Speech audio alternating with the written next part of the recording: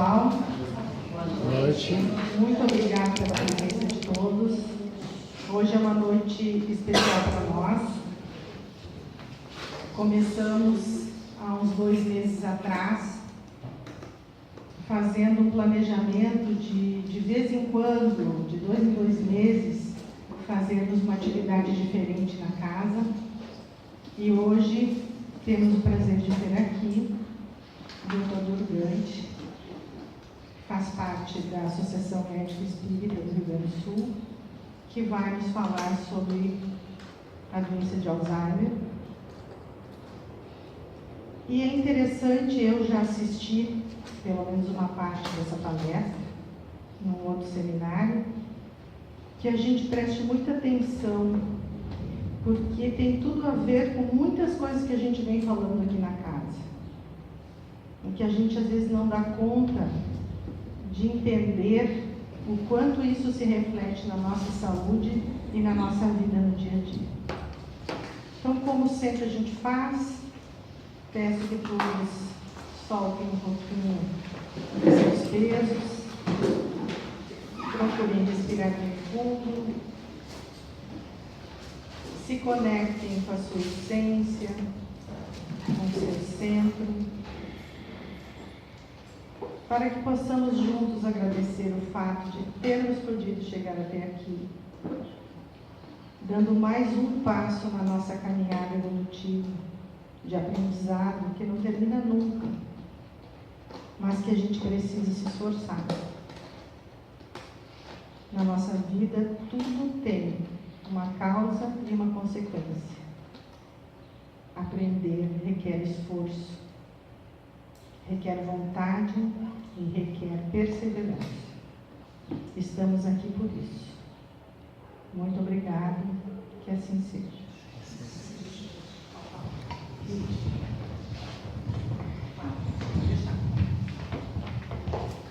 Bom, boa noite. Muito obrigado ao convite que eu recebi de parte da Regiane, trazer um tema que cada vez é mais, pelo menos como a população mundial está envelhecendo, a gente se preocupa. Nós estamos vendo cada vez mais pessoas, até mesmo a nossa família, com quem convivemos, passando por essa situação. Especialmente porque essa é uma doença longa e tem uma peculiaridade que nenhuma outra tem, que não só faz com que a pessoa que sofre desta enfermidade envolva os outros, a família e o cuidado prolongado, mas também traz uma questão que mexe demais com o afeto, porque muitas vezes o pai ou a mãe que está sofrendo disso, ou o marido, a esposa, vão modificando também a sua personalidade.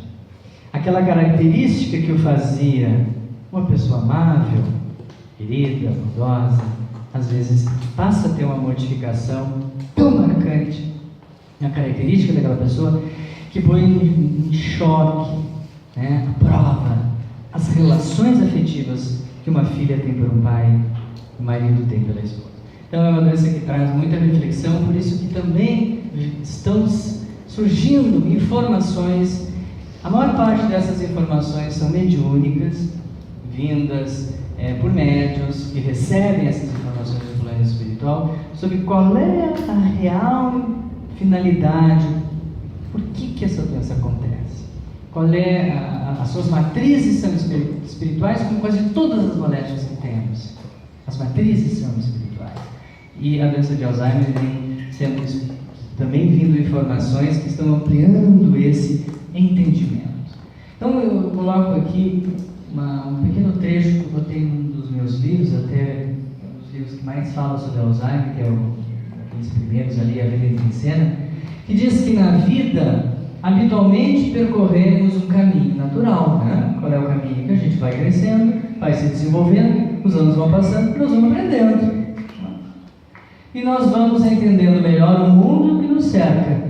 Vamos expandindo cada vez mais o nosso banco de dados de vida, através do conhecimento e das experiências que nós vamos adquirir no correr dela. Então esse é o caminho natural. Nós olhamos essas imagens, nascemos, fazemos o ciclo da vida, ou essa aqui, uma paciente minha, que tem 95 anos, gosto muito de mostrar essa foto, que é uma família extremamente longeva, um espírito atuante. Ela era mãe desta, que era avó desta, que era bisa deste, tataravó daquele ali. É uma família muito longeva, e ela, por coincidência também, no final de sua vida, teve demência. Então nós vamos percorrendo o caminho natural. Essa criança que está na sala vai percorrendo o caminho. É o caminho dele, vai crescendo, vai aprendendo, passando pelos ciclos da vida, e vamos, de preferência, dentro do possível, sem que nada nos aconteça de ruim, vamos arquivando tudo dentro do nosso banco de dados. Mas, poderemos ser acometidos por um mal, e então começarmos a percorrer um caminho inverso, perdendo memórias e lembranças. Vamos desaprender.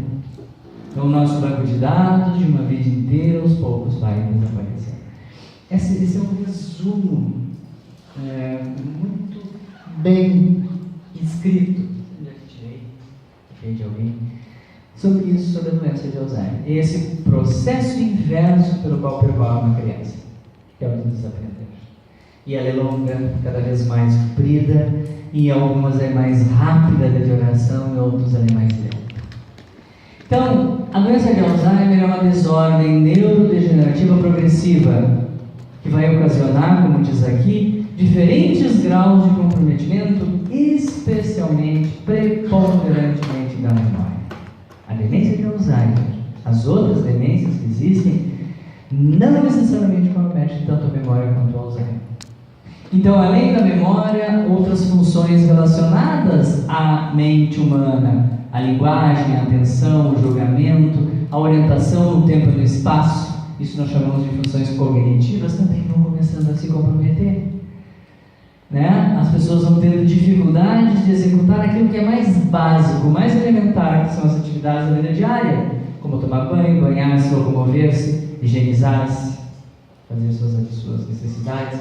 Começa isso a dificultar. Começa, além de se esquecer, a dificuldade de se localizar no tempo e no espaço, de caracterizar um fato quando ele aconteceu, e muitas vezes apagar totalmente que algo aconteceu, um encontro. Então a doença vai percorrendo lento e progressivamente danos progressivos, mas ela também vai trazendo, naquilo que eu disse para vocês, comprometimentos do comportamento, alterações comportamentais, que, como eu disse para vocês, aquele pai que era querido, tranquilo, começa a ser agressivo. Aquele pai não reconhece mais essa filha. Aquela mãe que trabalhava, era atuante, porque fica sovina, fica dura, fica criando situações e passando a desconfiar de determinadas pessoas, perseguindo. Então isso, vocês têm ideia o quanto isso mexe nas nossas relações afetivas? Eu tinha uma avó que a gente chama avó adotiva. Eu sou de Santa Maria, me criei num bairro lá com muitas pessoas idosas, a gente passava a chamar muita gente de tia, vó. Então eu tinha uma avó adotiva, e depois se mudou para Porto Alegre, ela desenvolveu a doença, e um dia eu vim visitá-la, e ela não me reconheceu. Mesmo que eu não tenha um laço afetivo, laço consanguíneo, não era minha avó sangue, mas era uma avó afetiva, aquilo me deu um choque imenso. Ela não te reconhece. Então isso acontece frequentemente em determinado momento da evolução da doença. Bom, rapidinho, não tem como nos aprofundarmos sobre ela. Há muitos fatores de risco, há muitas causas, A idade avançada é a principal delas, mas esse é o grande ônus de que nós estamos vivendo bastante hoje. A presença de uma alteração no gene, a história familiar de demência, um traumatismo crânioencefálico grave, severo, que muitas vezes tem levado a pessoa ao coma de determinado momento da vida, é um fator de risco. A síndrome de Down, que é uma alteração cromossômica, e alguns outros fatores genéticos. São causas, não são tão comuns, não são as causas mais comuns. Hoje a gente sabe que existem outros fatores de risco. Isso vem já desde 2008, em publicações da Sociedade Americana de Geriatria, numa revista publicada há 5 anos atrás, Circulation, uma revista americana, e mais recentemente numa revista britânica, The Lancet Neurology, trouxeram a clareza e vem nos mostrar que também há fatores de risco comuns às doenças do coração, à demência senil. Antigamente nós éramos reféns, é como se tirássemos, alguns tiram sorte grande, não vão ter, outros seriam então condenados à doença. Nós sabemos muito pouco sobre causas do Alzheimer. Hoje a gente sabe que a doença aumenta a chance de nos atingir se a gente for sedentário, se nós fumarmos, se tivermos um diabetes, se formos hipertensos, se tivermos alteração dos colesteróis, se formos obesos, se tivermos depressão e se tivermos um baixo nível de educação. Então esses estudos, especialmente este publicado aqui em 2014 por essa revista britânica, revelou que 1/3 dos casos de Alzheimer podem ser evitados. Então nós temos a possibilidade de 1/3 dos casos cuidando da saúde geral global. Assim como a gente se cuida para viver mais, para não ter câncer, para não desenvolver qualquer outra doença, prevenir infarto, prevenir derrame, nós também estaremos, ao fazer isso, protegendo-nos, não totalmente, mas nós temos uma ferramenta que nos protege contra o desenvolvimento da doença. Então nós temos recursos hoje cada vez mais. E coloquei aqui que foi colocado recentemente um estudo publicado pelo King's College de Londres, no ano passado, sendo que cientistas norte-americanos e canadenses evidenciaram que o aumento em 1 ponto no índice de massa corpórea, que é um cálculo que a gente faz para ver se tem obesidade ou sobrepeso, 1 pontinho nesse cálculo, após os 50 anos de idade, acelera o surgimento da doença em até 7 meses. O que quer dizer que pode levar ao surgimento mais precoce da doença na velhice. Então, além do sedentarismo, além do fumo, além da hipertensão, do diabetes, das alterações do colesterol, das emoções negativas, da ansiedade, da neurastenia, da depressão, temos também a obesidade. Tudo isso podem sim ser fatores de risco estarem por trás da doença. É rara a doença antes dos 60 anos. Ali diz que antes de 65, 2 a 5% dos casos. Tá? 5% aos 69. Mas quando a gente se aproxima desse limite quase final da existência humana, perto dos 90, 95 anos, está entre 45% e 50% de chance. Então, o fator principal de risco é a idade. É o nosso grande medo, né? A gente está vivendo cada vez mais, mas está também vivendo com esse ônus, com esse espectro de envelhecer no Alzheimer. Estima-se que existam 47,5 milhões de portadores desta doença no mundo. Foi atualizado este ano. E que afetará mais de 130 milhões de pessoas no mundo todo até metade desse século. No Brasil já há 1 milhão de portadores, já ultrapassou 1 milhão de pessoas. E o que se sabe, aqui é estatístico, que há 1 milhão de pessoas sofredoras dessa doença no Brasil, mas há em torno de 3 milhões de envolvidos. Não é? Dificilmente é uma pessoa só que está envolvida. Quase sempre isso acontece quando é um casal de velhinhos que já não tem mais os filhos. Ou quando tem os filhos, eles não querem saber de ajudar. Então sobra um para o outro. Mas na maior parte das vezes são 3 pessoas envolvidas na doença. Por isso que há muita gente procurando esse tema, procurando estudar. A doença até a presente data ela é irreversível e segue, tal como o curso de um rio, seu destino inexorável. Há uma média de sobrevida de 10 anos. Essa é a média. Mas eu trago um exemplo de uma paciente que eu acompanhei, ela viveu 17 anos. Ela desencarnou agora, alguns meses atrás. O diagnóstico acompanha essa senhora por 17 anos. Ela passou por todos os ciclos, etapas da doença, até a fase terminal bem avançada, em que ela não tinha mais absolutamente vida de relação nenhuma. Acordava, os olhos piscava, mas ela não tinha mais relação, vivia numa cama, né? Então assim, vocês imaginem o processo todo de deterioração, de desaprendizado, quando uma pessoa vive tanto. Tem gente que fica na primeira, segunda fase e não vivencia todas. A média é 10 anos, mas está cada vez maior, se vivendo cada vez mais, acaba se movendo por outras doenças. Não se morre da doença de Alzheimer, né? Acaba indo ao óbito por infecções, geralmente por outra doença que agrava a que já existe. Esse longo tempo de evolução muitas vezes leva a família à tomada de uma decisão muito delicada, que a gente sabe que muitas das vezes é a institucionalização. Recentes e promissores estudos científicos têm trazido luz e esperança a milhares de portadores desse mal. Ainda não tem cura, mas Muitos estudos estão bem avançados. E um número ainda maior de familiares ou cuidadores envolvidos nessa grande rede humana. Os especialistas já estão realizando exames médicos, tanto de imagem, tá, como bioquímicos. Ainda a nível de estudos em universidades, a nível de pesquisa, se faz um exame cerebral, um SPECT cerebral, procurando um número X de placas causadoras da doença, chamadas placas de beta-amiloide. Todos temos. Só que quem tem a doença tem esse número muito menor. Então se faz um SPECT e mapeia o cérebro daquelas placas. E se elas estão em número aumentado, provavelmente a pessoa já está desenvolvendo a doença. Ela ainda não manifesta clinicamente, porque em torno de 20 anos antes de manifestar clinicamente, a pessoa já tem. Então você está tentando procurar isso antes. E o exame no líquor, faz uma punção na medula espinhal, coleta-se o líquor e ali se pesquisa a quantidade deste beta-amiloide ou de uma outra chamada fosfotal, uma proteína que está no líquor, dependendo dos seus níveis, são sugestivos de doença ou não. Isso é futuro próximo, em que muitas pessoas vão fazer esses exames e já vão se antecipar, né, a doença em 1 a 1,5 décadas.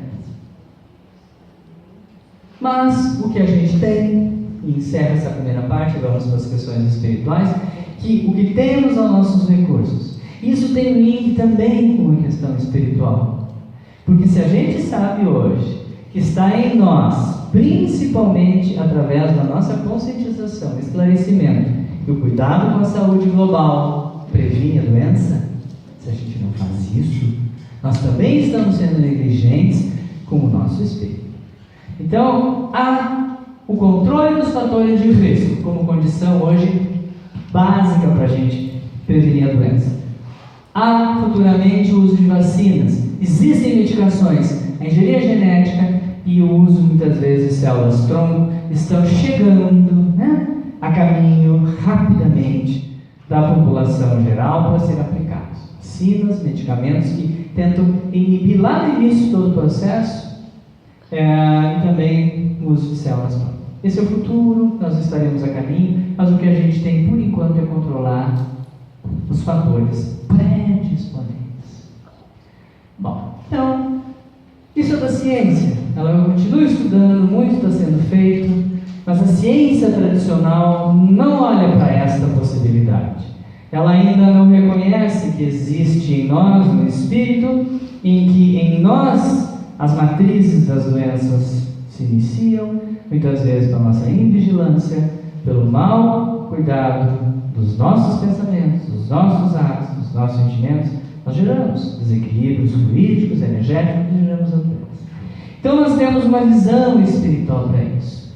Alguns estudos têm colocado que o espiritismo, como um todo, não só para a doença de Alzheimer, como um todo, vem ampliar a compreensão a respeito de nossos compromissos morais e evolução do espírito imortal. Especialmente, vamos entender esses compromissos pela lei de causa e efeito, pela lei da reencarnação e também pelo livre-arbítrio. No geral, o espiritismo coloca que os pensamentos destrutivos e sentimentos doentios são a gênese de quase todas as doenças. As imperfeições da alma parecem originar os desequilíbrios energéticos e o adoecimento na maioria das doenças orgânicas.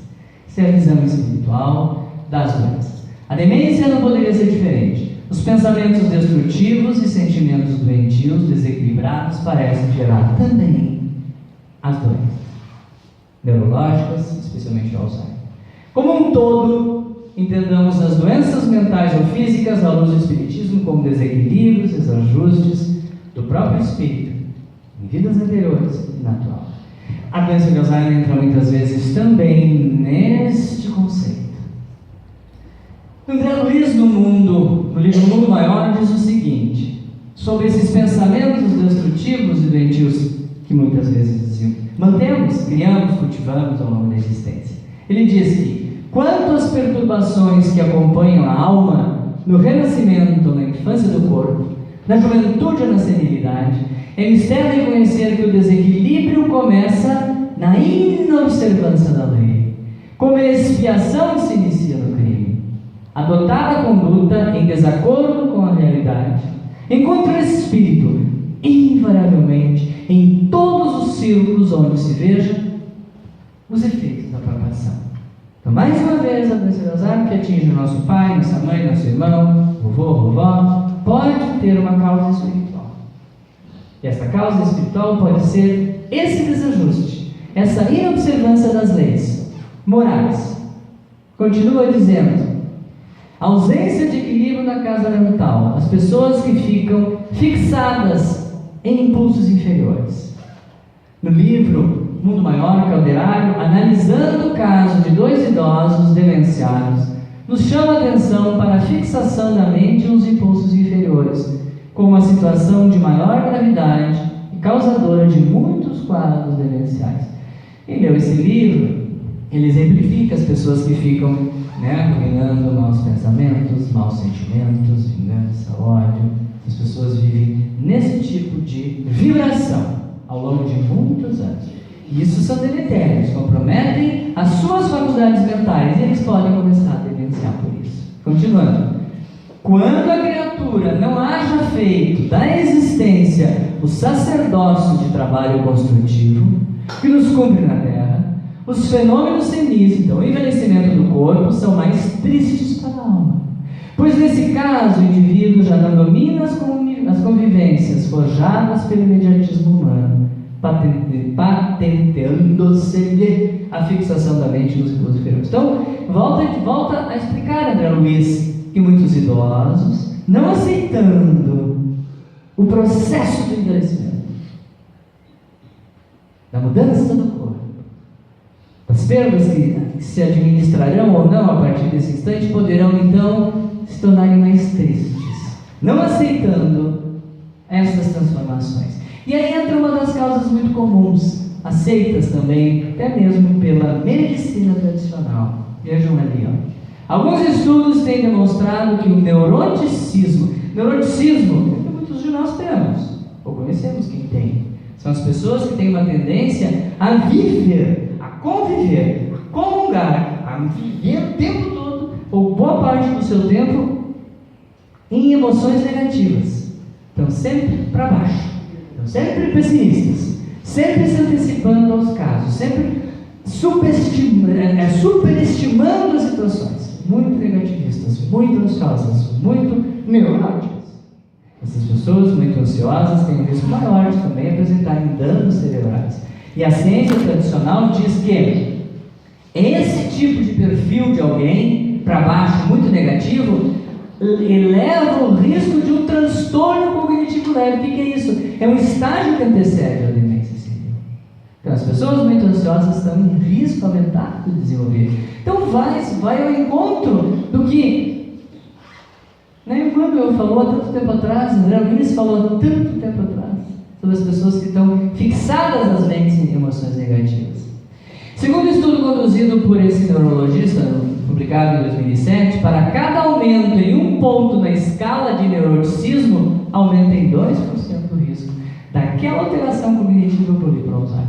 Então a ciência, ao longo do tempo, vem confirmando aquilo que há mais de... Nós vamos olhar que isso aí foi escrito em 1950, por aí. Quanto tempo nós já temos? Mais de 70 anos, ou quase isso. Já foi dito antes, a ciência aos poucos está comprovando que o neuroticismo, a ansiedade, o negativismo pode levar a gente a demenciar. Mas esta aqui é quase uma unanimidade também. A gente tem visto muito essa possibilidade de explicar a doença de Alzheimer do ponto de vista espiritual. O que diz aqui? Rigidez de caráter e de decisões. Ou seja, isso vale para qualquer um, não só no enfrentamento da velhice, mas no enfrentamento de uma perda, de algo tão grave da vida que a gente possa passar, seja aí uma doença ou o que for. Diz ali, a dificuldade que a gente tem de lidar com perdas e lutas. Então, essa é uma característica que está presente em muitos dos pacientes com Alzheimer, apresentando rigidez de caráter e de decisões, com grande dificuldade de aceitação de mudanças da vida. Então, são pessoas que não aceitam as mudanças. E elas se culpam muito, se autocobram, há uma autocobrança doentia, há uma autopunição, São pessoas muito autoritárias. Então, se vê no perfil da personalidade desses portadores de demência de Alzheimer, uma característica pregressa que faz pensar: essa pessoa era muito autocrítica, autopunitiva, muito rígida, não aceitava as mudanças, se culpava demais. Nesses pacientes é muito comum observarmos a dificuldade de lidar com a perda do luto, como sendo um fator muito importante para o gatilho do início ou agravamento da síndrome demencial. Daí tem duas imagens. Olha o que elas mostram para nós. A primeira é um médico, ele está se olhando no espelho, ele está se vendo o que foi na sua juventude. Médico, famoso, bonito, elegante. Aqui ele está velho.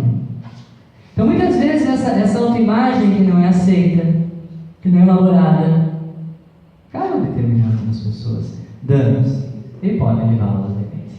Ou aquele militar que foi um cara que talvez tenha tido na sua vida, né? Influência, poder, certo? E aqui, velho, já com alterações físicas, não aceita. Então essa é uma das possíveis explicações espirituais para a doença.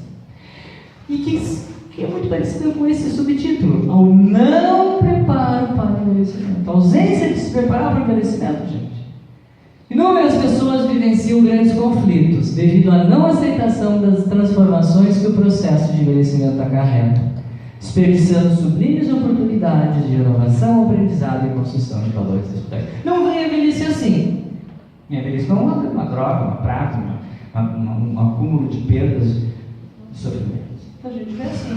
Mas se a gente enxergar, né, que esse é um processo, o processo de envelhecimento é uma importante oportunidade de a gente se renovar, aprender e a construir valores espirituais, a gente muda esse destino.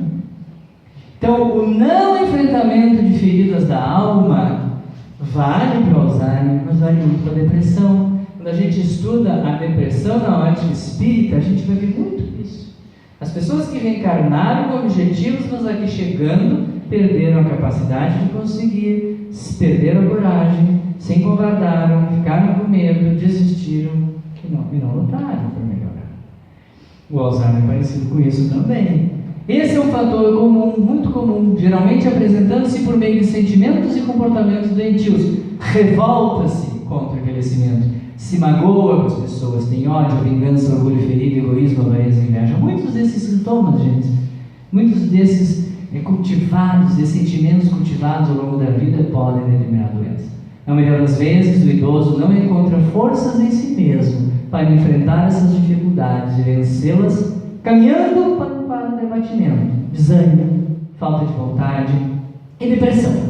É comum observar nos pacientes que escolheram, ao longo de sua existência, fugir e não enfrentar suas dificuldades íntimas. Então, também por trás disso pode estar a causa da alienação mental, do esquecimento, da progressiva demência. Continuando, o que diz um dos livros de André Luiz? Excetuados os casos puramente orgânicos, o louco ou o demente é alguém que procurou forçar a libertação do aprendizado terrestre por indisciplina e ignorância. Temos nesse domínio um gênero de suicídio habilmente dissimulado, a autoeliminação da harmonia mental, pela inconformação da alma nos quadros de luta que a existência humana apresenta. Diante da dor, do obstáculo da morte, milhares de pessoas capitulam, entregando-se sem resistência à perturbação destruidora que nos abre, por fim, as portas do fim.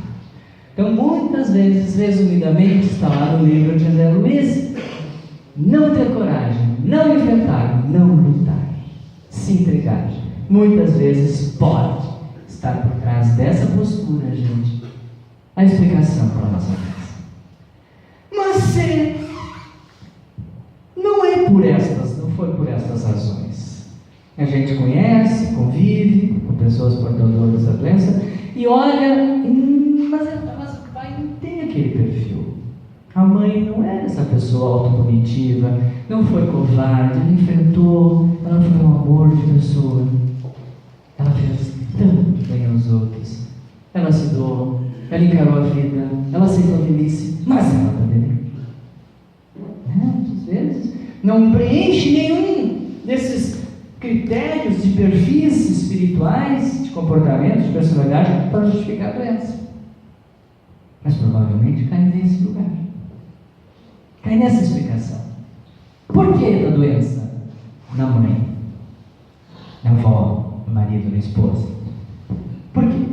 Então aí nós vamos ampliar mais ainda, e a gente vê que para quase todos, que está uma família grande, cheia de gente, família longeva, esse aqui deve ser o pai, o avô e a vovó. Como será que essa família está lidando com a doença de vez?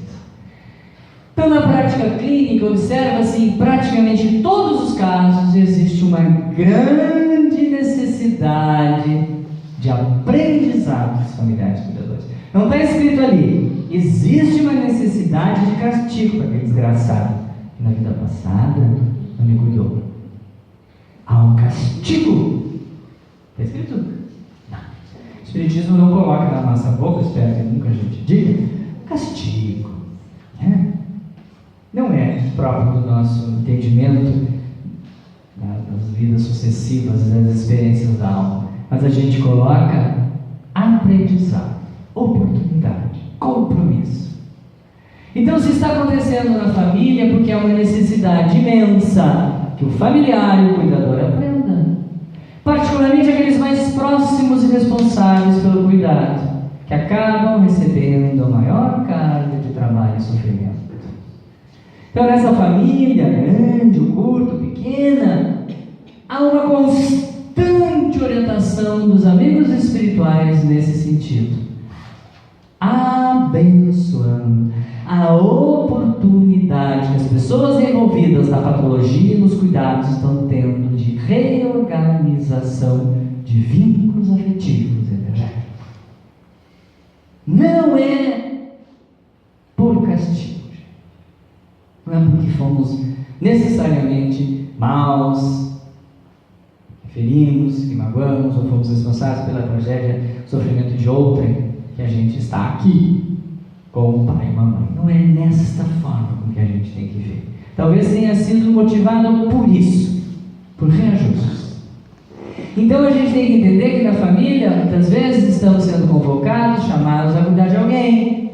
A esta filha, que já casou, tem sua família, está distante desse pai, que já constituiu sua vida, mas tem que daqui a pouco voltar para dar uma mão no cuidado deste pai ou dessa mãe que está precisando. Para, vendo assim, como uma oportunidade de que reorganizar, gente, esses vínculos energéticos e afetivos que estavam problemáticos, certamente nesta ou na origem de vidas anteriores. Com oportunidade de reajustes e aprendizados inúmeros, especialmente na renovação de sentimentos doentios e do sublime ato de renúncia e de cuidado. E agora, quem sabe, nesta vida, com mais consciência, mais apoio, mais suporte espiritual, a gente assume essa responsabilidade. Está cuidando de alguém, está convivendo com alguém, não virando as costas, desistindo do cuidado. E há uma outra questão importante, que é o enfrentamento da realidade. Nas fases mais avançadas da doença, aqui eu trouxe imagens de alguns filmes, ou de algumas pessoas que cuidam de seus familiares.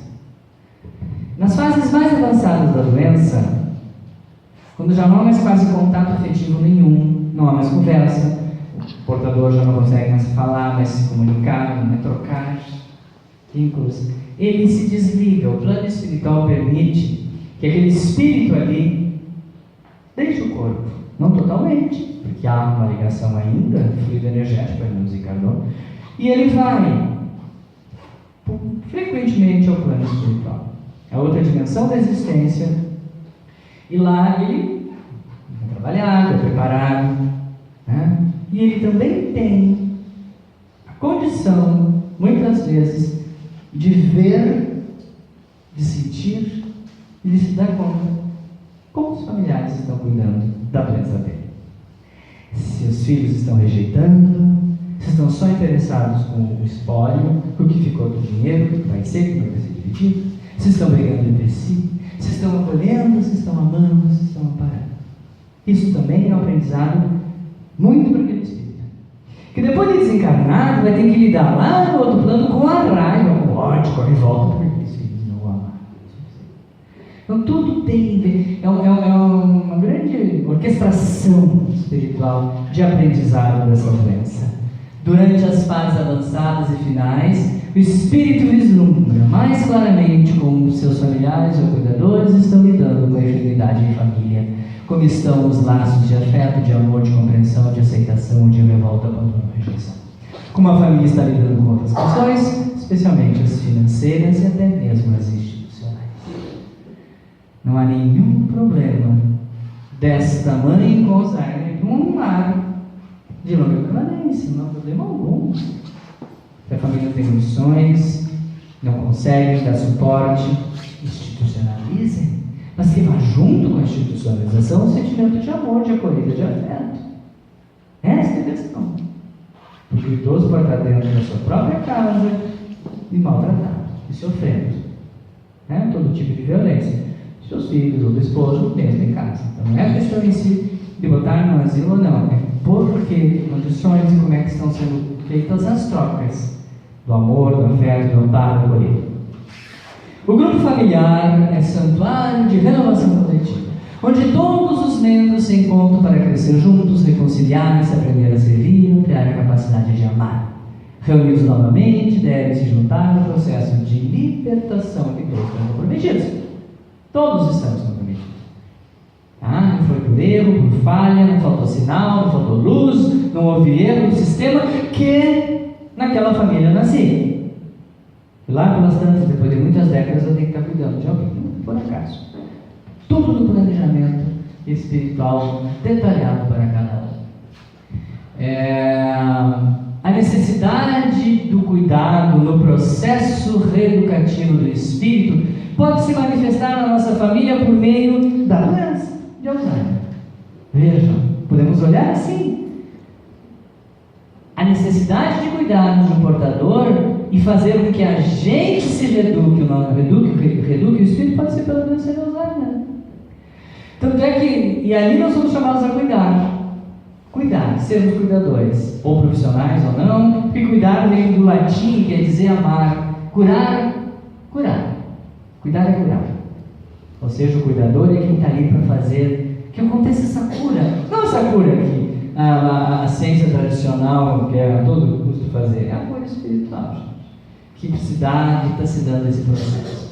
Nós sabemos que o maior exemplo de amar e cuidar do próximo foi dado pelo Cristo há mais de 2 milênios. Ele não nos ensinou apenas a amar a nós próprios, mas a nossa família, especialmente aos irmãos de caminhada. Nesses incluiu os necessitados de amparo, de solidariedade, de carinho, de afeto. Ele incluiu todos os portadores de doenças, todos os doentes do corpo e da alma. Muitas vezes, quem sofre dessa doença não tem familiar consanguíneo. Eu já vi muitos casos. Ou quem está tendo que cuidar é o sobrinho, é a sobrinha, é o afilhado.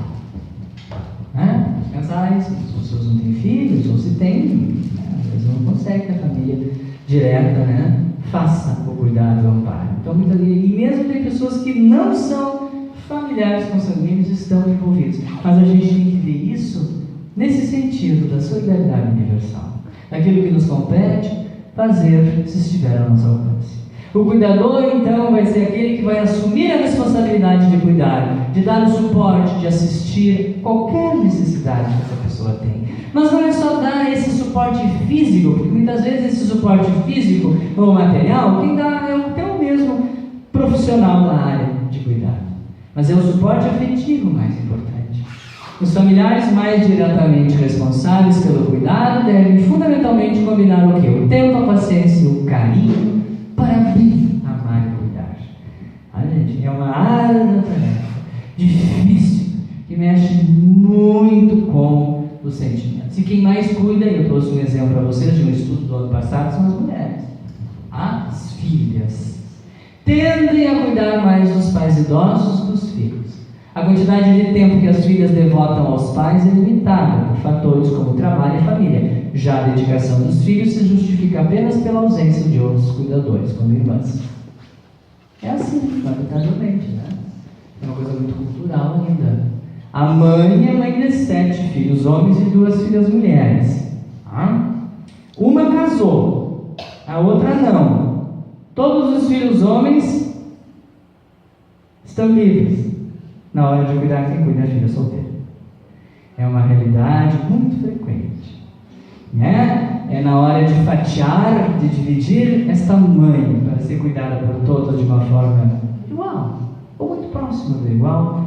Não é assim que se dá, na mesma das vezes. A gente precisa evoluir muito ainda, porque entram questões muito pessoais. Já tenho minha família, tenho meu marido, não posso, o casamento pode estar em risco, meu trabalho.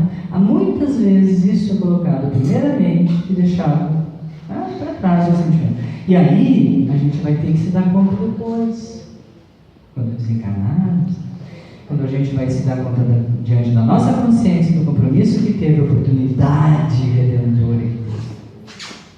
E na hora não quis fazer isso por melhor. Mas aí nós vivemos também, graças a Deus, ou não, pela questão do livre-arbítrio. Podemos fazer o que queremos. O problema é que as implicações futuras, quando a gente não cumpre aquilo que se comprometeu a fazer, são imprevisíveis. Né? O ato nobre de amparar e cuidar de alguém, na quase totalidade das vezes, é árduo. A dedicação e outros sentimentos elevados como o carinho, o amor, o desprendimento, a compaixão e, acima de tudo, a caridade, precisam ser diariamente reabastecidos. É muito difícil o ato de cuidar com amor de uma mãe que às vezes a gente já está afastado, ou que as relações afetivas construídas entre mãe e filha, entre pai e filho, entre esposo, foram conturbadas. Né? Quantas famílias em que falta o afeto, ou ele é mal compartilhado, a rejeição, a ausência, autoritarismo demais. E esta filha, quando já está maior, independente, ela quer mesmo se libertar. E aí daqui a pouco ela tem que voltar a este cuidado. Com que bagagem de afetos, se não for bem trabalhado? É muito difícil, gente. Talvez a doutrina espírita venha nos ajudar a esclarecer isso. Que a gente precisa se esforçar para amar, para fazer o que pode, se cabe a cada um fazer isso. Dentro desta lei, que nos traz de volta para a mesma família inúmeras vezes, com outras necessidades. Então, como conseguiremos amparar e amar? Através da transmutação desses sentimentos negativos ruins que temos dentro de nós ainda, as mágoas, os ressentimentos, tentar perdoar, para poder melhorar. Então a gente fala aqui que o amor, com o amor incondicional, com o amor que não impõe condições, com o amor e compaixão, com o amor doação, com o amor solidário, esse amor que nos tira de tudo que nós poderíamos conseguir entender dessas leis divinas, compreender, fazer um esforço, no sentido de perdoar, de se doar naquilo que compete àquela pessoa ou àquela família. Por isso hoje, qualquer um de nós, se hoje estamos inseridos em um contexto familiar, que entre as mais variadas demandas ou necessidades estiver a necessidade evolutiva desse espírito, de cuidar, especialmente de um familiar, possivelmente é que a vida está nos dando uma grande oportunidade desses reajustes necessidades. Não sei quais são as minhas maiores dificuldades, os meus maiores desafios evolutivos dessa existência. A gente não sabe, mas ao longo dela a gente vai detectando quais são. Muitas das vezes está este aqui. Quando eu lá antes de vir me comprometi a ser o filho dela, a ser o cônjuge. Mas na hora em que a coisa aperta, aparece a situação de ajuda, de compartilhar, o esforço familiar, eu tudo falo. As doenças podem ser recebidas com revolta, raiva ou indignação, mas podem ser acolhidas com amor, compreensão e aceitação. Certamente, se a acolhermos com sentimentos nobres e elevados, As dificuldades e os obstáculos próprios do ato de cuidar serão enfrentados com mais naturalidade e leveza. Não tenho dúvida disso, gente. É difícil, mas se nós trocarmos esse sentimento de revolta, de mágoa, de ressentimento, de indignação, de insatisfação, porque a gente tem que cuidar, por sentimentos melhores, a gente vai fazer esse trabalho, se ele compete a nós, vamos fazer de uma forma mais leve. Façamos a nossa parte nessa grande engrenagem da melhor forma possível, para que o universo, através da lei de causa e efeito, conspire a nosso favor. Certamente não conseguiremos até o momento evitar a deterioração física e mental dos portadores desta doença, nem mesmo o apagamento de suas memórias. Mas poderíamos ajudá-los a passar por isso, dando-lhes amor, carinho, aconchego, acolhimento, respeito e preservando a dignidade que todos nós temos direito. A gente pode não mudar a história atual da doença, nós não vamos mudar, mas o espírito poderá estar se curando. E a tua responsabilidade, o teu compromisso de cuidar estará sendo cumprido. É isso que talvez a gente tenha que ter em mente como essa mensagem de hoje. Eu quero encerrar com duas mensagens. Eu vou botar uma musiquinha aqui, vamos ver se vai funcionar. Só um minuto.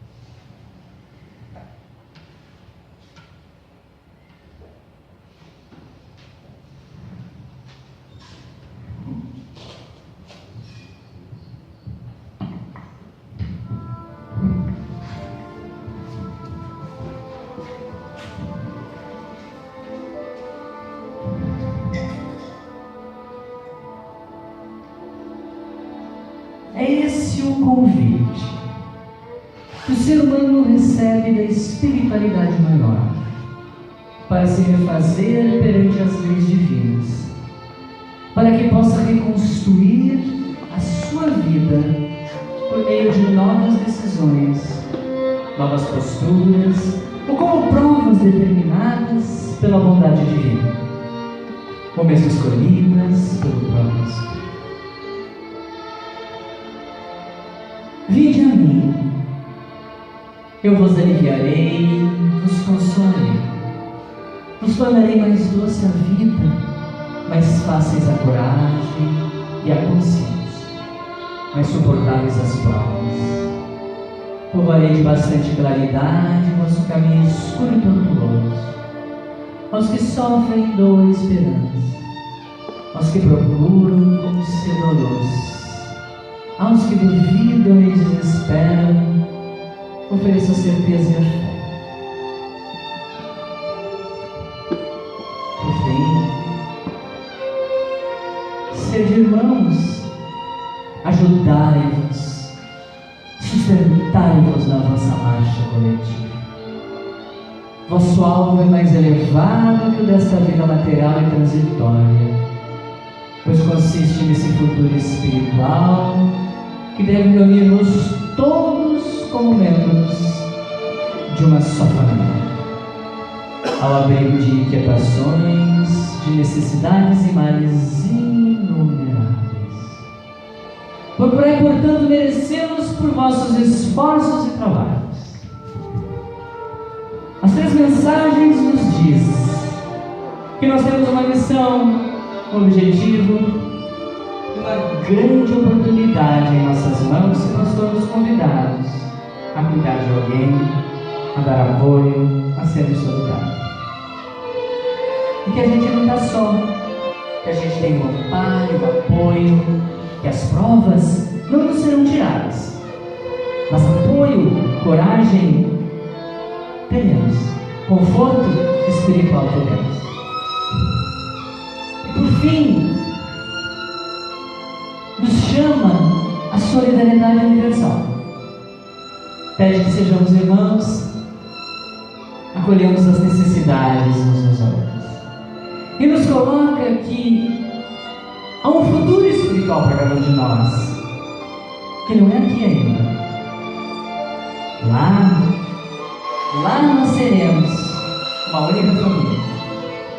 Lá nós teremos acolhida das inquietações, dos males e das nossas necessidades.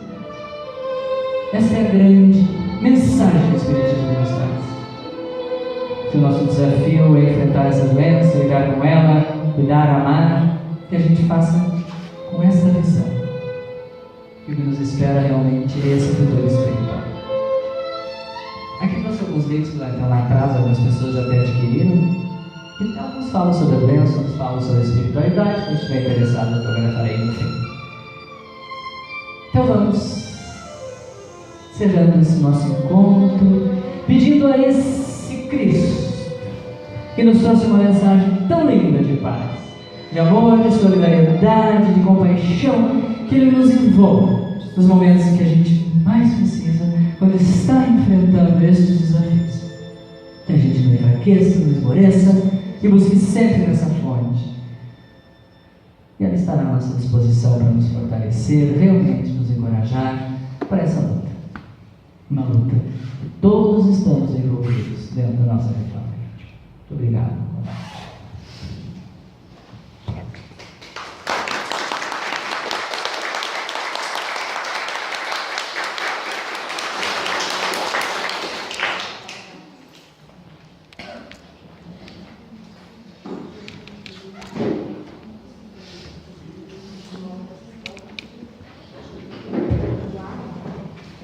Eu gostaria de agradecer ao Dr. Durgante.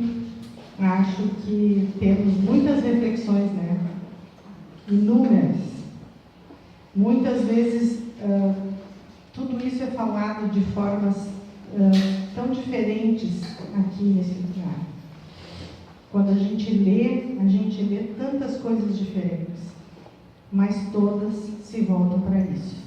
Precisamos iniciar a nossa caminhada de mudança interior, em busca de uma vida melhor, em busca de uma saúde melhor, em busca de irmos para o mundo espiritual, que é o nosso lugar, nosso lar definitivo, melhores do que quando aqui chegamos. Essa é só um mimo, tentando fazer uma parceria, isso é quase uma chantagem, para que outras vezes que a gente te convide, tu possa aqui nos ajudar e estar conosco. Muito obrigada. Pessoal, muito obrigada. Que tenhamos outras vezes e outros dias assim, com essa casa quase cheia. Muito obrigada, boa noite.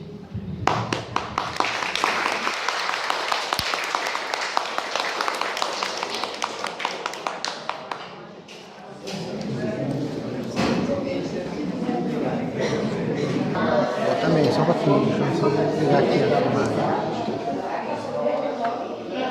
Não mexe, meu filho. Tá vendo? Aqui tá tudo vai perto